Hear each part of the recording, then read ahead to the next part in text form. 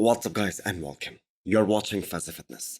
Let's start this video with an insane progress picture of the mutant Nick Walker, who is now 7.5 weeks out of the New York Pro. So side chest has always been Nick Walker's strongest shot. And after watching the winning Mr. Olympia Derek Lisford and Mr. Olympia 2023 and some of his weakness, especially in the side shots, Nick Walker did not hold back. And he said that he would beat Derek in both of the side shots, the side tricep and the side chest. So as the mutant gets closer and closer to the show, the hype around him will continue to build up. And Pittsburgh Pro guest posing will be such an important day for Nick, because that is scheduled just a week or maybe 2 weeks before the New York Pro. So imagine Nick Walker guest posing with every top Olympian, but while everyone else is gonna be in the off-season condition, Nick Walker will be in kind of a stage-ready shape. He's gonna be sucked in and dry like he is on the show day. So I'm sure he's gonna be bigger and more freakier than ever, especially in comparison to the Arnold 2023, because that was the last show that he did. And if you guys remember, him and Matt Jensen went for more conditioning instead of his freakiness, and he kinda lost the volume on his legs. So this time they're gonna play by his strengths.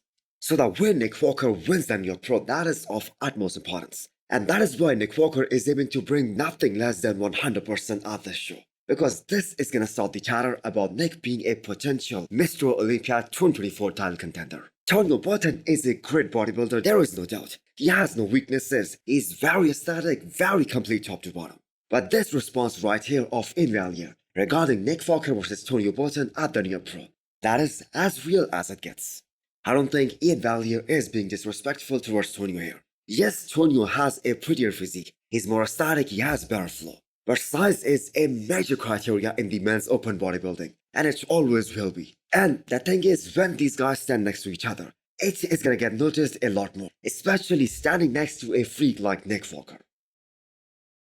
So since we are talking about the New York Pro, another guy who we were really excited to see at the New York Pro was Rubil Mosquera, aka Nexzilla. But I am afraid he isn't gonna do the New York Pro, so we won't be able to witness this battle of freaks here. Although it is just a rumor at this point, but this guy is booked for more tours in the upcoming weeks. And really good for him, because he's making all these guest posing appearances, making a name for himself, making some money. Not every IV Pro gets so much attention after doing just one pro show, which although he did not win, but that was enough to put him on the map.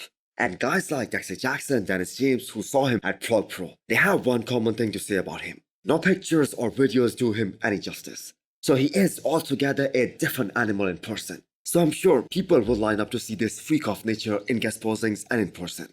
So a few of the physique updates that we have seen from Rubil in the last few weeks, those reveal that he is in fact in a very good shape. His upper half has started to grow extremely fast. Even his back has improved a lot in this short amount of time after Prague Pro. So will we ever see separation in Rubil's quads? Well, we're gonna have to wait and see, because that might be more of a genetic issue. But nonetheless, the judges rewarded him by placing him third, ahead of Nathan Diasha, which really was a big deal for him. So if Rubil brings the condition, he is gonna get rewarded, we have already seen that. But for now, we're gonna have to wait and see what show he decides to do next. Some more news about the upcoming New York Pro. Stuart Sutherland, aka Beef Stew, is looking very impressive at a little more than 7 weeks out of the show. Big changes are expected to be there in his physique, because the last show that he did was Cali Pro 2023, where he placed 4th behind Tony Button, Ross Patrick, and Sergio Oliva Jr. But I have to say he compared extremely well with a guy like Sergio in quite a few shots, and considering that Sergio is a big guy, that was a really impressive performance by Stuart Sutherland. So he is making his return to the stage after almost 1 year.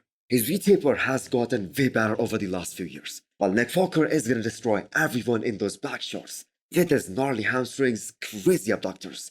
But it will be interesting to see how much Stu was able to bring up his legs, especially from behind, because that was a major feedback given to him last year. So with the New York Pro and Cali Pro just 1 week apart, it is pretty much a certainty that Beef Stu is gonna compete in both these shows.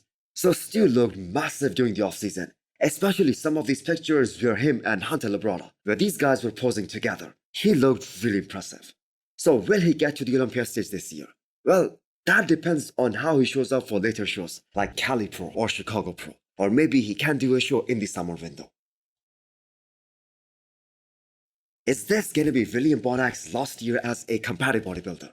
Considering that the prize money went up for every IFB Pro show in the calendar year, it might be a difficult decision for him to retire now. But that is all gonna depend on how William Bonac shows up, how good he looks during his comeback, which is being made as we speak.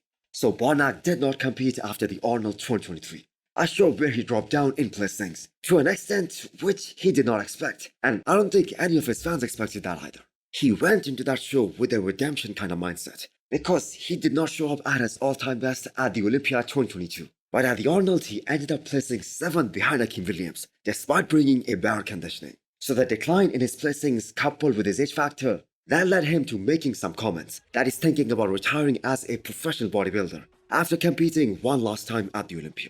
So this time he is working with a new coach instead of Chad Nichols. So they might have a totally different game plan compared to last year. Now, even though William Bonac hasn't started prep yet, he looks very lean and very round. So still no word on what show he's gonna do next, but I do hope William Bonac have a happy ending to his professional career. He's a 2-time Arnold Classic champion, a runner-up at Mr. Olympia, and he definitely deserves that. So finishing things off with some classic physique updates. Logan Franklin is qualified for the Olympia 2024, but he is planning to do one show before stepping on the Olympia stage in October. So Logan switched to classic physique about 4.5 years ago, but he has competed at the Olympia just once, ever since he switched to classic physique from the Men's Open.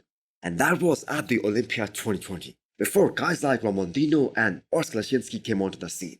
So back then, even Chris Bumstead said, Logan can likely be in the top 5 at classic physique Olympia.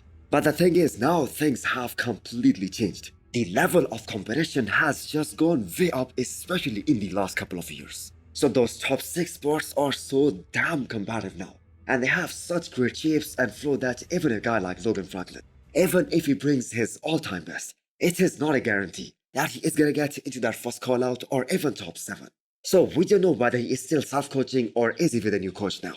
But you have got to give it to this guy. The man stays so lean throughout the year.